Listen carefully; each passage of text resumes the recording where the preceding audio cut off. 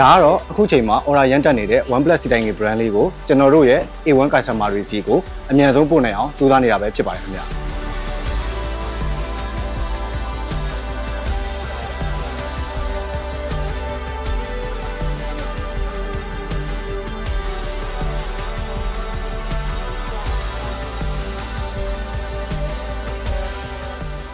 အခုကျွန်တော်တို့ရဲ့ OnePlus စီတိုင်းကြီးတွေကို order မှာယူခြင်းနဲ့ဆိုရင်ကျွန်တော်တို့ရဲ့ A1 ဆိုင်ခွဲတိုင်းမှာလာရောက်မှာယူနိုင်ပါတယ်ခင်ဗျာ